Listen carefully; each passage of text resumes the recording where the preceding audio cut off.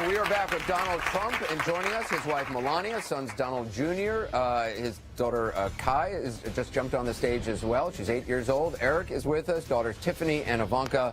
Welcome. It's great to have the whole family together like this. Thanks so much. Ivanka, I got to start off with you. Congratulations on your baby. How's everything going? Thank you. Everything's going incredibly well. So Theodore is 2 weeks old as of Sunday. Are you sleeping through the night? Is he sleeping? No. Not even close. Not even close. But it's a blessing. So we're very happy. Well, congratulations. That's the most important thing. I'm just curious, when your dad, your husband, I mean, how did the conversation come up? Was there a family meeting like on the Brady Bunch, or I mean, how did he call each of you individually and say, you know, I'm going to do this time? And what did you think? Well, I think it's such a personal decision that ultimately it was one he had to arrive to on his own. And obviously, as we've all seen over the last several months, it's a vicious industry, politics, much more so than real estate or anything we've ever experienced. So, but we were just incredibly excited for him. I mean, we know what he's capable of. We've stood by his side for the last decade in my case, a little bit longer in Don's case, and watched him do these deals at the Trump Organization. And we know what he could bring to the country, so we're just happy to support him. He's flirted with it before. Did you think, okay, this time it's actually going to happen? I think this time we knew it. I mean, you sensed the frustration in 2008. You sensed the frustration even more so in 2012. But I think we were young. I mean, he has a company. He actually employs tens of thousands of people whose livelihoods and whose families' well-being depend on the success of that company. So in 2008, I was 29. I'm the oldest. You know, he wasn't just going to say, okay, congratulations, here's $1 billion company, leave it with us, and, you know, hope that those people who've been so loyal to him for so many years are going to be okay. I think now we've been in the company much longer. We have these decades of experience that he can walk away and know that those people who've been so good to him for all that time, you know, are still going to be taken care of, and he can do what he wants to do for the country. Melania, for you, were you nervous for him? Were you instantly like, yeah, let's do this? Well, I was not nervous for him, but he was thinking about it, and I gave him a support. And I said to him, you know, you cannot just talk, you need to go and run, and people will take it serious. And if you run, you will win. And I see how people react to him before he announced it. Tiffany, Eric, when you saw him coming down the escalator with Melania, I mean, did you have any idea that it would go on this long, that it would become what it has? Listen, it's an amazing success story if you look at it, right? I mean, he's been in politics 9 months, and he's winning the Republican Party for President of the United States. I mean, it's really an incredible story. But, you know, to your specific question, I actually remember when you said, you know, listen, kids, I'm going to do this. I'm going to hop into the race. I want to self-fund. I want to do it for the country. I mean, this is about the country. This country has given me everything.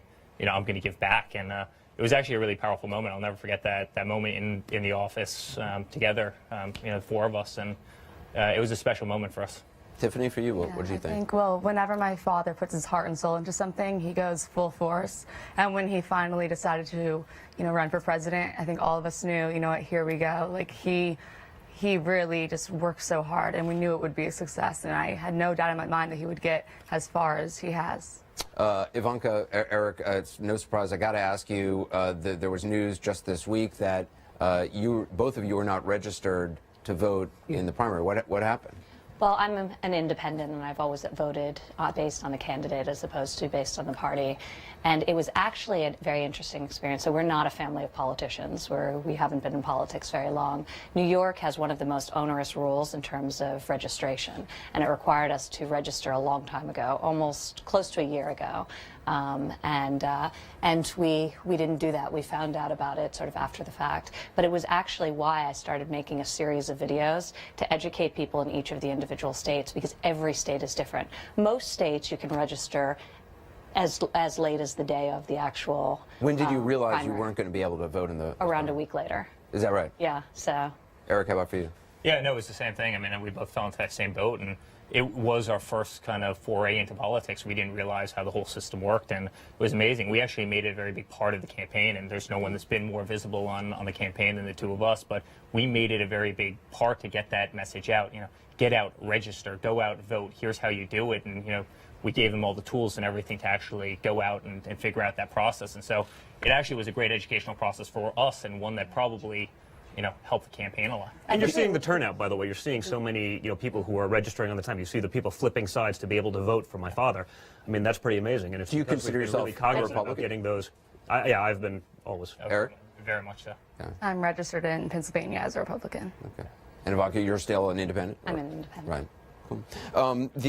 What was your reaction when you found out that they weren't going to be able to vote for you in the primary? Well, I knew that Ivanka was independent, and I was fine with it, and I understand why she is. I mean, you know, it's hard to be thrilled with what's going on in politics, okay? Either party, if you look at what's going on. And she was an independent. She's going to switch over to be Republican, I guess, at some point, and perhaps she wants to see what's going on. But I have a feeling she'll be voting in November for me. I have a really strong... Well, that's no question. That's no question. And But Eric there is I can actually vote as an switching over. independent. So. I wanted you to meet some of the voters here. This is Nicole Hart. She is a technical designer from here in Manhattan. She says she's leaning towards supporting you, Mr. Trump, but she's got a question for Melania. Hi, Melania. Hello. Do you feel that you and Mr. Trump have raised Barron differently than he did his older children? Well, it's a different time and different generation. And especially now, the time is different. He's not home much. He's working hard. He's on the road all the time. And I'm at home being a parent. And we are very happy when we have him home because we miss him. And yes, it's a little bit different, but kind of still the same. You know, he loves to work. He loves the country. And we see that, you know, he will do something amazing if people elect him to be a president. Mr. Trump, do you think you're a different dad to your youngest, to Barron, than you were to your older kids? Well, I think I appreciate it more. You know, it's very interesting with my with all of the children. I've always been, I think, a very good father. It was always very important to me. In fact, a lot of people say, my children have done a good job, and they better keep doing a good job. But they come to me, friends of mine, very successful people, and their children have problems with drugs and problems with alcohol and problems with a lot of things. And they say, could you speak to my son? Could you speak to my daughter? I'm always very honored to do that. And I have so many friends that have asked me to do it. But I think now, as I've gotten older, I think maybe I appreciate the fact more, whereas before I was charging forward. We're still charging forward, but perhaps we appreciate life a little bit more. This is Peggy Padovano. She works in real estate. She says her dad actually worked for your father, Fred. She says she's voting for you next Tuesday, and she's got a question for Eric. Right. Hi, Eric. How are you? Hey, Peggy, how are you? My question is, rather, it's a statement. When I was younger, I formed a very special bond with my dad through football. We used to spend countless hours together watching games. And I wanted to know, do you have a special bond with your dad, just the two of you? Yeah. Well, I have many special bonds with my father. You know, we love work, right? It's something that really brings us together. We love building. The two of us just love machinery. We love building. We love concrete. We love jobs. And, you know, we'll sit on the phone at 6 o'clock in the morning and we'll talk about our favorite jobs. And, you know, I think that brings a lot of fun to us and a lot to the relationship. We also love golf. You know, we go out, we play golf together, and it's just something that we really enjoy. So, listen, there's a lot of things. He's got a great sense of humor. He's been the greatest father in the world. He's an amazing deal maker. You know, he's just always had so much love for us and this whole family. He's an amazing guy, one of my best friends in the entire world, maybe my best friend in the entire world. He's an amazing man, but there's really a lot that brings us together. Thank you so much. Peggy was saying that she worked for your dad. What was your relationship like with your dad? It was great, and it really became much better when I hit about 20, when I graduated from the Wharton School of Finance, and I started working. But I worked with him during summers, but it was a great relationship. But Did you always know you were going to go into this business? no, I wanted to be a baseball player. I wanted to make movies. I had a lot of different ambitions as I was growing up. But ultimately, I decided I'd work for my father over the summers. I was in Cincinnati, Ohio. I worked there and different places. And I loved doing it. But ultimately, when I got out of school, I said, you know, this is the right thing to do. And we were in Brooklyn. We had an office in Brooklyn. And we had buildings in Brooklyn and Queens. And I always wanted to go into Manhattan. I used to look across the river and see those big buildings, and it was something that always intrigued me. But I had a great relationship with my father, but probably even better when I worked with him. This is Lillian Ortiz over here. She's an attorney from Suffolk County, New York. She says she's planning on voting for you, but she's got a question for Tiffany. Lillian? Tiffany, good evening to you all. What do you most admire about your dad? I think I've grown up seeing him as such a mentor. His hard work ethic is truly inspiring. Whenever I'm, at school studying these long hours, I see him on TV without any sleep and making these speeches, and it just makes me want to continue to work harder and prove myself and, keep on pushing to my limit. Thank you. Tiffany, your mom revealed just recently that you had your first job interview. I don't know that you Yes. wanted her to reveal that, but how did it go? I think pretty well. You know, Were you nervous?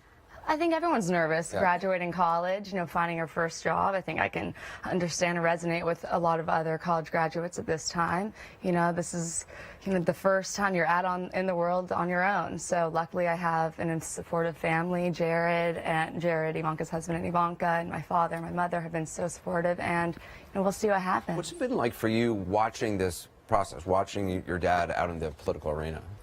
It's been amazing. I think it's a once-in-a-lifetime opportunity, truly, and to be able to be, you know, a daughter of someone that's running for the president election, it's just no one really has that opportunity. It's an education in and of itself. Yeah. I want you to meet Arlene Tang. She's over here. She's a physician. She says she's undecided. She's got a question for you, Mr. Trump. Arlene? Good evening, Mr. Trump. I was wondering, do you talk to your wife and children the same way that you speak at the GOP debates? The same way. Occasionally. I think I'm much nicer to them. I will say, you know, you talk about the debates. I never knew about debating. My whole life has been sort of a debate, but the politicians, they debate every night, and I didn't know how that was good, really going to work out.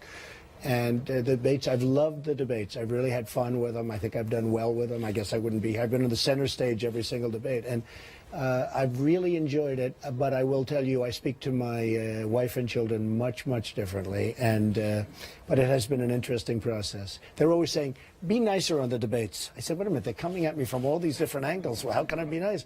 But Melania, in particular, would say, "Be nicer in the debates."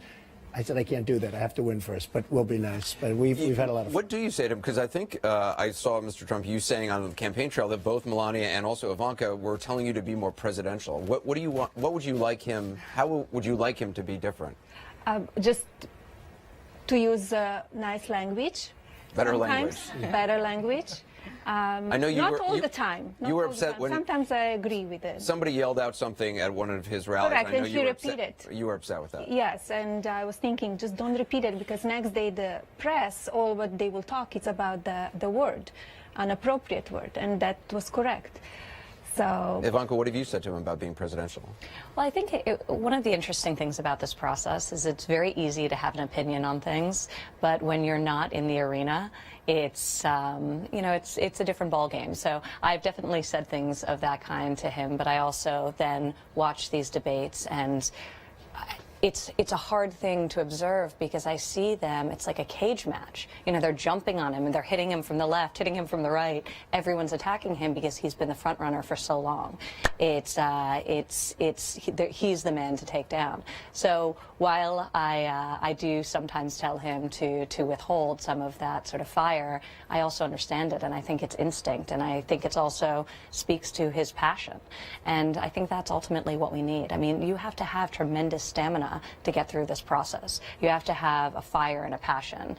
I don't think you can be particularly laid back and make it through this whole experience from what I've observed, especially when you're competing against many very qualified people who are quite upset by the fact that you've long passed them. You've still talked about kind of changing your tone from time to time, maybe even soon. Do you think that's actually going to happen? Because a lot of people are saying, look, you've been talking about that for a while. Sure. Maybe he's not actually capable of changing. Oh, I'm very capable of doing it. It's easy to do it. I mean, it's easier to do it than the way I behave right now. But so why not? Because I have two more people I have to take out. And when I take them out, I will be so presidential you won't believe it. And then, of course, I'll start on Hillary, and then I'll be a little bit less presidential. But assuming I win, I will be the country will be very proud of me, and we will make America great again. You know, my whole thing is make America great again. I haven't heard that. It's so important to me. I know that. But it's just so important to me because we have such potential, and we're not using our potential, and we're being scoffed at and laughed at by the world, whether it's trade, whether it's paying for other countries' military and not being properly reimbursed. It's so sad what's happening to our country, and that's why we have $19 trillion in debt. It's going up to $21 trillion in debt very quickly because of the horrible budget deal that was just made. So I'll be very presidential at the right time. This is Alan Hedrick. He's a real estate agent who says he's leaning towards supporting you. He's got a question for Ivanka. Alan? Hi, Ivanka. Hi. You and Chelsea Clinton are personal friends, has the campaign put a strain on your friendship? And with both you and Chelsea working on your prospective parents' campaigns, is there a common ground where you guys can kind of find an issue to agree on? And do you think you will still be friends with her after this election cycle? Well, look, we're children and we love our parents. So that's the great equalizer, and that's the great common ground. So I'm incredibly proud of my father. I'm amazed and truly in awe of what he's accomplished and what he's accomplished throughout the course of his life up until this point. But, you know, the last 10 months have really been a whole different level. So I think that she would probably say the same about her mother. So she's probably very proud of her mother, and we certainly would share that, I would think. This is Mitchell Bernstein. He's an IT director from Brookhaven, New York. He says he's leaning towards supporting you. He's got a question for all of the women on the stage. Mitchell? Yes. You're probably aware that the media has gone after your father on several occasions regarding women in general. And I was wondering how you felt about how the media has treated him, how he's presented himself, and what you can do in general to improve the relationship and to provide information about how your relationship with your father is in regards to women in general. Well, I think the facts speak for themselves. I've witnessed these incredible female role models that he's employed in the highest executive positions at the Trump Organization my entire life. In an industry that has been dominated by men, is still dominated by men, but certainly was when he was starting out in his career and he was employing some of these women and raising them through the ranks. So, you know, for me, I think the way he raised me, the way he raised Tiffany, it's a testament to the fact that he believes and inspiring women, empowering women. He always taught me that there wasn't anything that I couldn't do if I set my mind to it, if I had deep passion, if I really unearthed what it is that I wanted to do with my life and then worked very hard to achieve it. And I don't think that's the message a father would relay to a daughter who he didn't believe had the potential to accomplish exactly what her brothers could. So, you know, for me, it's his actions speak louder than the words of many politicians who talk about gender equality, but it's not evidenced in their daily employment practices. So I think both at the Trump Organization and also in a more personal capacity, the type of father he was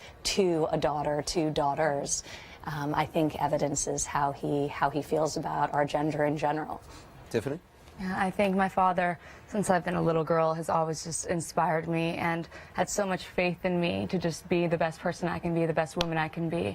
And, you know, every time I speak to him on the phone, whether it be at school or when I'm with him in his office or, you know, in Palm Beach, it's just he wants us to do the best, and he has the utmost faith that we can accomplish whatever we set our minds to, just as well as men, if not better. And we're such strong, hard workers. I mean, Ivanka, of course, Melania. I just truly feel that my father is the best father, the best husband that he could be, truly. Melania, do you? He treats everyone equally. So if you're a woman and he attacks, they attack him, he will attack back, no matter who you are. We are all human, and he treats them equal as men. So I think that's very important. He doesn't make the difference. And he encouraged everybody, you're a man or a woman.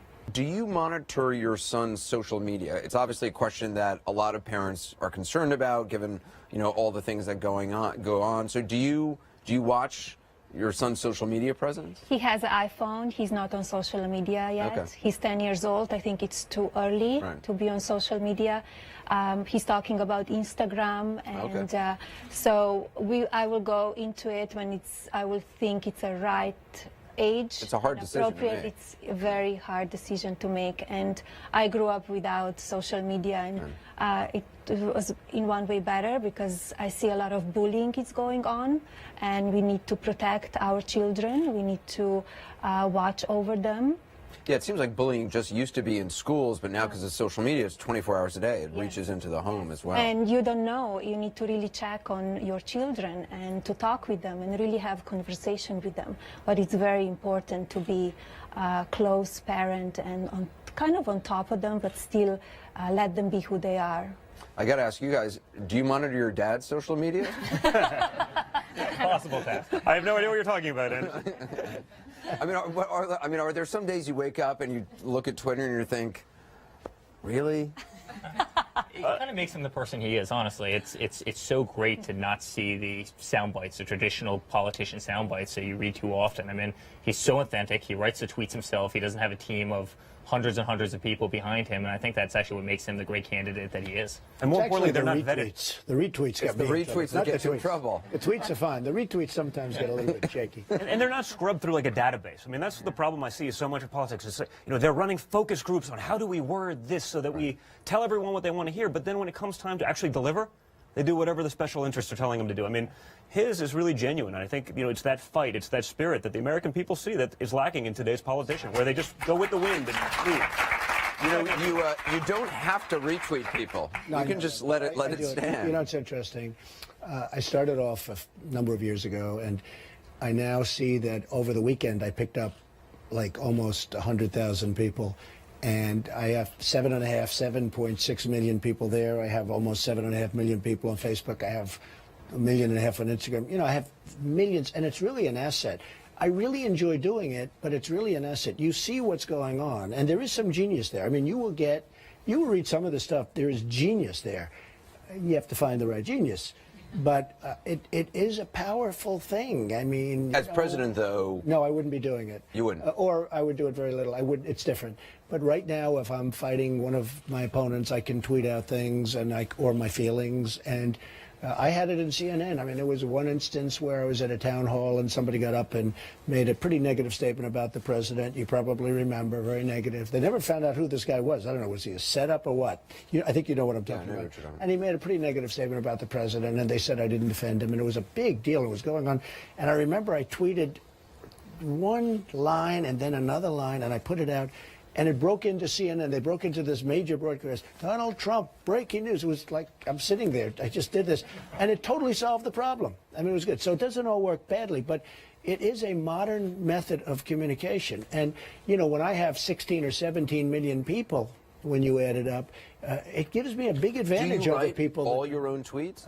And when somebody's retweeted yes. from your account, you've retweeted I would say yes, other than if we release some information. I have some people, Dan, and some other people that will do it. But do you actually sit there type, or do you say something and somebody else types? During the day, I'm in the office. I just shout it out to one of the young ladies who are tremendous. I have a tremendous office staff, and Meredith and some of the people that work for me, and I'll just shout it out and they'll do it. But during the evenings after 7 o'clock or so, I will always do it by myself. Melania, do you ever want to say to him, put the mobile device down, that it's 2 a.m. and you're still tweeting? If he would only listen. I did many times.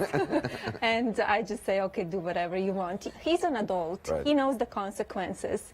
And let's meet more voters. This is Andrew Mesoraca. He's a small business owner who says he's leaning toward voting for you, Mr. Trump. He's got a question for Donald Jr. Andrew? Hi, you definitely got my vote. Oh, good. Thank you. That was good. That's good. Thank you. I admire how you guys, being in the public eye, have remained well-grounded and became so successful. Compliment your father on that and your mom, obviously. And my question is, when your parents were getting divorced, how did your father help you get through that? Well, listen, I don't think it was an easy time. It was, obviously a difficult time to go through for any young kid. I was 12 years old, so you're at that stage in life where you think you're a man, but you're not quite. So, it was certainly a difficult thing. But I think throughout our lives, he's always been there. It's usually been on his terms. It wasn't a typical, let's go play catch in the backyard sort of father-son relationship. But we always went to job sites with him. We'd be in, his office playing with trucks as a 6-year-old while he's negotiating deals with presidents of major companies. And so he always made himself available. I remember calling from school and from boarding school and from getting home from school when we were younger, and he'd pick up the phone and say, hey, Jack Welch is in the office. Say hi, Don. And I'm sitting, he would always take it. So he was always so available. And I think because we were always present and because we always were, though on his terms at job sites, it really instilled a work ethic and a value for the business that we're in that it's what we grew up in. It's what we understood. So when it came time to start running the business and go in there, it was a very natural progression. So I always joke that, I've been working with the company for 38 years because he set that up. And it was that work ethic and that foundation that he implanted that allows us to probably do what it is that we do today. So, it's really all him. And Eric, I saw an interview you gave, I can't remember if it was a Prince interview or not, where you said the divorce actually brought you closer to your siblings. Yeah, I think that's right. I mean, Don's my best friend. Ivanka's my best friend. We're inseparable with Tiffany. I mean, we have an amazing relationship. This isn't contrived. I mean, we work together every day. We have offices right next to each other. we also vacation together. You know, Kai, I mean, she comes and she spends a weekend at my house. I mean, we watch Frozen together, right, Kai? She insisted on sitting on my lap because she got the shy gene, obviously. Yes, apparently. But, you know, we have a great time as a family. And, you know, I'd say the one thing that my father and mother did a great job at was actually protecting us from the media, really protecting us from the media during those times. And we grew up, and as we started getting a little bit of that iron shield, we became more visible. And now you see us by his side every single day, and it's something that we love doing because we truly love the man to death. I mean, we really love our father and our whole family. I want you to meet Cherie Murray. She's a mother from Queens who says she's currently undecided. She's got a question for Melania. Cherie? Thank you. Mr. Trump, you have a beautiful family. I'm a mom as well. My daughter, Shyla, and I have 2 sons, Abel and Jace. I wanted to know, what do you love the most about being a mom, Melania? And also, are you guys interested in having more kids? Well, it's amazing every day. Our son is 10 years old, and everything is different. Every day it's you know, something special, and it's unconditional love. And I enjoy every day. I love being mom. A very special time, and I'm at home and raising him, teaching him values and morals, and preparing him for adult life, because sooner or later he will have wings to fly. And I will be always there for him, but he will be very independent and ready to go. Any more kids? And we're not really thinking about more. Ivanka, my mom has been pressuring me to actually have kids. What's being a mom meant to you? How has it changed you? I think it's changed me in almost every capacity. I think it's made me a better person, a better wife. I think I'm much more empathetic once you start thinking about a bigger picture outside of yourself, which is, it's easy to be very self-centered when you're young and you're single, and obviously it started when I got married and I became a we, and then having kids brings it to a whole different level, putting them first, and they become very much the center of your universe. But That seems exhausting. it is, and it's exhausting, but it's really, it's the most amazing type of challenge that you really can't prepare yourself for, but is so unbelievably rewarding. So I feel so fortunate. I have 3 children now, under the age of 4.5, and it's exhausting, but it's the perfect kind of chaos. I want you to meet Joseph Cohen. He's a student at Columbia University. He says he's undecided. He's got a question for Ivanka. Joseph? First, I wanted to congratulate you on the birth of your son. Thank you. I was wondering how your father reacted to your decision to convert to Judaism. What led you to that decision, and how did he react? Well, it's such a personal decision. I tend not to talk about it in a public forum, but my father was very supportive. He knows me, he knows, and he trusts my judgment. When I make decisions, I make them in a well-reasoned way. I don't rush into things, so I appreciate the support he gave me, because obviously these decisions are not taken lightly, and it would have been much more hard if I had had headwinds. But he believes in me. He loves my husband. They're incredibly close, which I think was obviously helpful, and he's been very supportive of me in that decision, as in many others that I've taken throughout the years. So. Thanks for your question. This is Brittany Haller. She's a student at the Fashion Institute of Technology. She says she's undecided. She's got a question basically for all the kids. Hi. So how intimidating was it to introduce your significant others initially to your father? Well, I don't think that any of us necessarily got the shy gene. There's not a lot of shy in our family, so I think we're all pretty self-confident. So I think it made it relatively easy, but it was probably a unique experience for all of us. But he's been just incredible now, as always has been as a father, but even as a grandfather, because I have 5 kids of my own, and my wife is a stay-at-home mom, takes care of all 5 of them, and her job is a lot tougher than mine. It's hard, we have a pretty tough job, but it's amazing, and he's just so incredibly supportive of that as well. And just seeing him as a grandfather is, I wish something that people could see, because it is amazing, and it's a side of him you wouldn't see. It's not something we talk about all that often, but it's just incredible. And watching him with Kai on the golf course, or any other situation, it's pretty amazing. So, you know, there may have been some intimidation initially, but he trusts us pretty well. I remember spying on the lunch that my husband and my father had in Trump Tower. How did you spy on it? I was hiding around columns. Jared called. He came over. They went downstairs. They were having a beautiful lunch. There were tremendous amounts of hand gestures. I didn't know if this was good or bad, I was. You know, obviously, when you love somebody so much, you hope that the people in your lives that you love one another. So. Do you remember that? High stakes. I do remember. I'm very happy with Jared. He's been fantastic. All of, Eric did so well, and Don did so well, and Tiffany's working on it, right? And Ivanka, we're so happy with the new members of the family, really. They've been fantastic. It's got to be intimidating, though. I mean, Tiffany, bringing, or introducing somebody, or even considering that. You know, my father trusts us in our opinions, and Melania spent multiple dinners with my boyfriend now, and I think in the end, we're independent people, and all he can do is just support us and, be a loving father, and, really hope that we're taken care of as well. And if it's not good, the older brothers will get involved. Yeah, is that right? Okay. No problem. You're more intimidating than enforcement. Your father. Okay. High school was rough for me in that regard. Yeah. Oh, yeah? There may have been a couple instances. Is that right? Yeah. One or two. They're very protective. Okay. This is Joseph Kovac. He's from Staten Island. He says he's undecided. He's leaning toward you, Mr. Trump. He's got a question for Donald Jr. Joseph? Well, first of all, Mr. Trump, I respect you tremendously. Thank you. As a businessman, but more importantly, as a father. And you've swayed me tonight, first of all. Oh, great. Good. Yes, Thank definitely. you. My question for you, Don, is what have you learned as the greatest experience as a businessman from your father? And do you think that sometimes tone is important and you get more with honey than vinegar, so to speak? Well, I think without question, and what's interesting throughout this process, everyone talks about that in tone, but there also comes a time where you actually have to put the hammer down, right? There comes a time where, being nice and trying to do all this stuff, when people are laughing at your face, you have to actually fight back. And, that's what's so important about what he does. And he's not just going to go every time there's a little change in the winds, he's going to flip.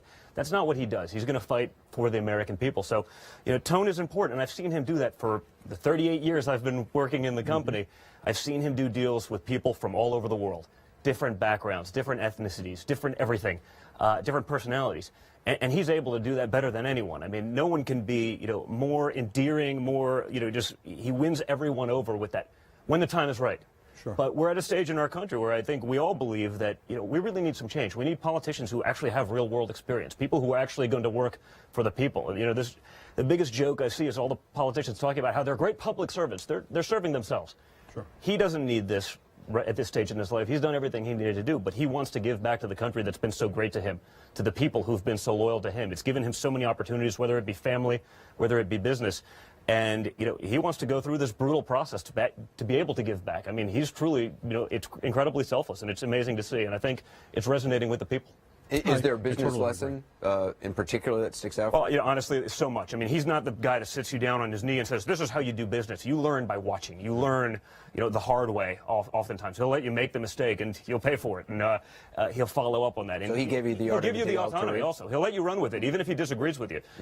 You better be right, though, because if you're not, you'll hear about it forever. Right. Yeah. This is Pax Hart. He's a software engineer who says he's leaning toward voting for you next Tuesday. His question is for Mr. Trump. Pax? Hi. I just want to congratulate all of you for the success that you've had, and I'm definitely voting for you, Mr. Trump. Thank you very much. Appreciate it. We know you lost your older brother from alcoholism at age 43.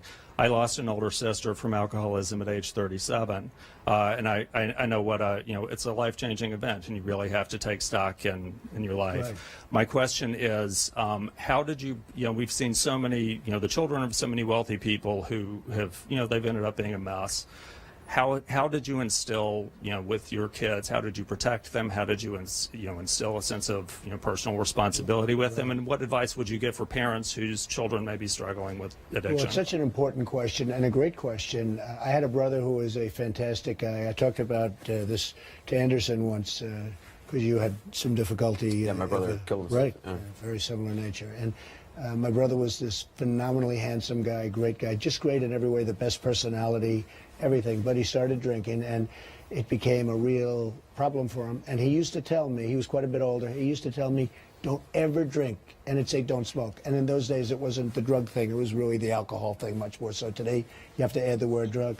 And he would really, he knew he had a problem, and he was one of my truly great teachers, my father and my brother. I say that all the time. My brother, because of this and other things, but he'd say, don't ever drink, don't ever drink. And I've never had a drink. I mean, I've never had a glass of alcohol, and yet I own the largest winery in the East Coast. It's a crazy thing, but that's okay.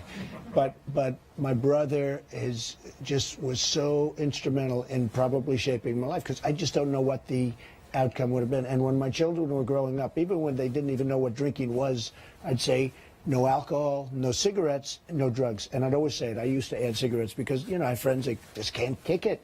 But I'd say no alcohol, no drugs, no cigarettes.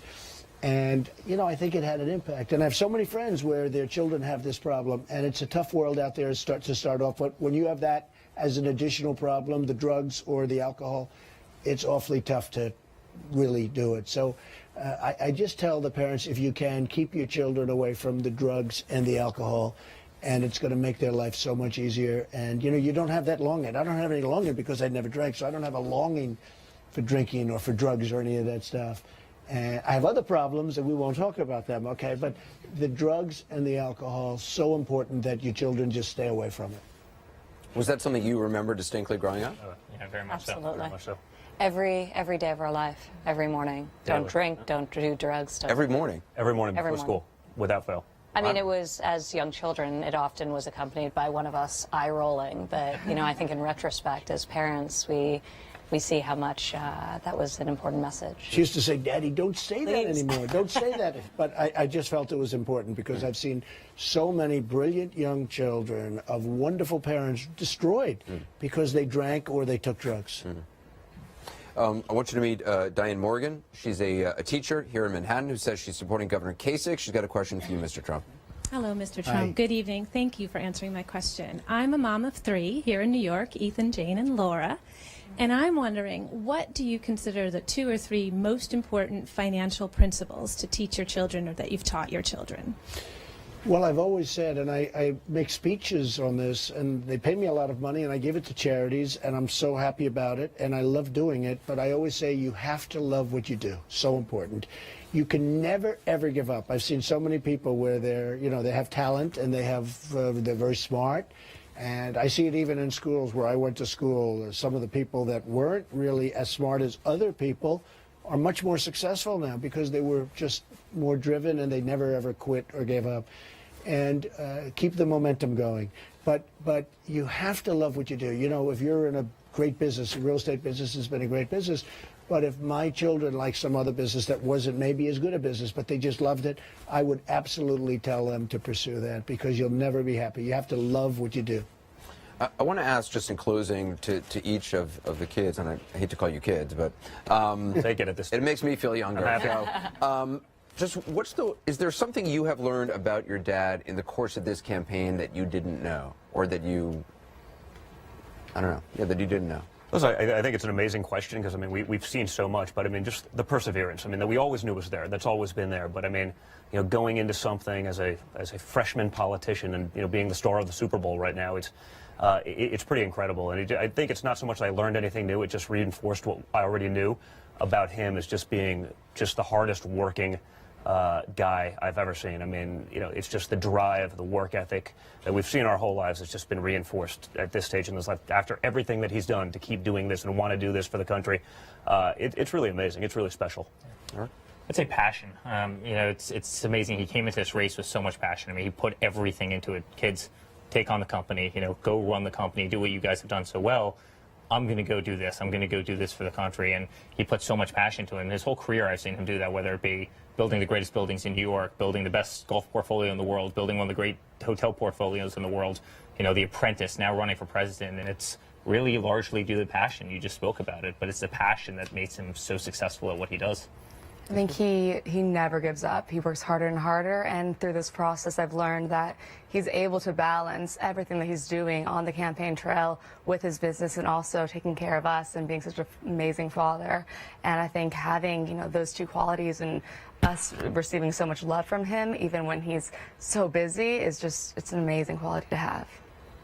I think one of the things I've always been most inspired by in observing my father is the way that he really inspires others. The way at our company, at the Trump Organization, he will set a very aggressive, a very bold vision, and then really help people find it, help people both unearth their own potential and also work together to achieving the vision that he's charted for the company. And I think watching him on this platform also set an unbelievably bold vision, also really spearhead the conversation.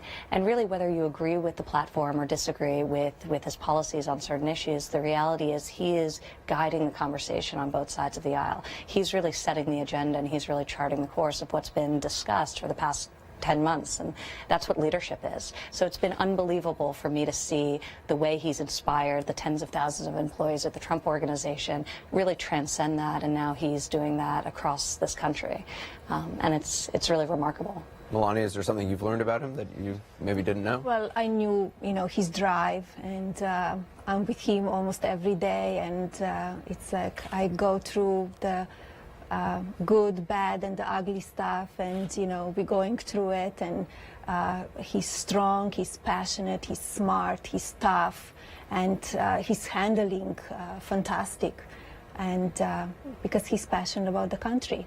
Mr. Trump, is there something you didn't know about yourself that you've learned in the race? Well, I think something was reinforced tonight. I've known the most successful people in the world. Many of them are very unhappy people. Many of them but many are very unhappy people. And I've always said the most important thing is having a great family. The family is more important.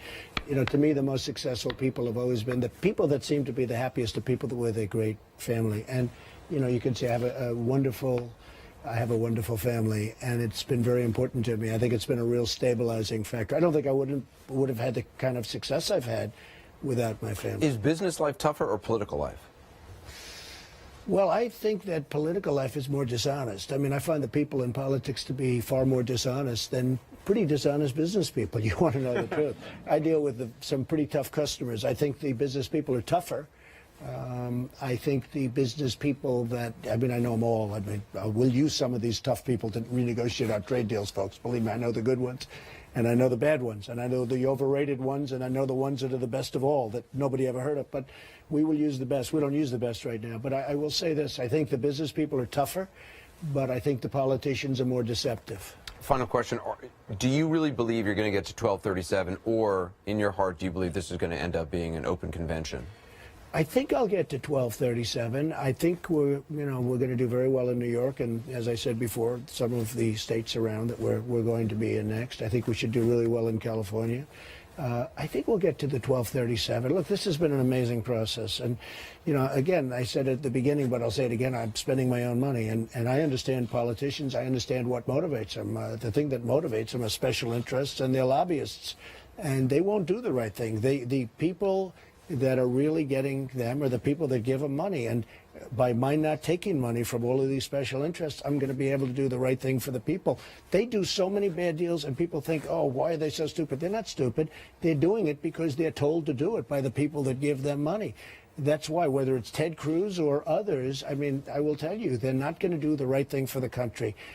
And it just is the way politics works. And nobody knows the system better than I do. And you know, though, how politics works. At the convention, if you don't make it in the first round of voting, a lot of those delegates who have to vote for you in the first round, they're free to go elsewhere. I'm not an established... Are you ready for that? Sure, I'm ready for it. Look, my life would be a lot easier. I have some wonderful things. My life would be a lot easier. I just want to do something.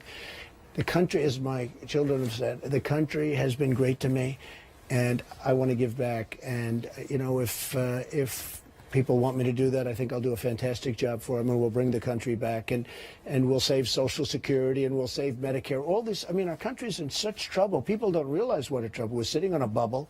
Our country's in tremendous trouble. So I think I do a really good job. I want to thank Donald Trump and his entire family. Thank you all. Melania, thank you very much. Special thanks to the voters who asked such good questions.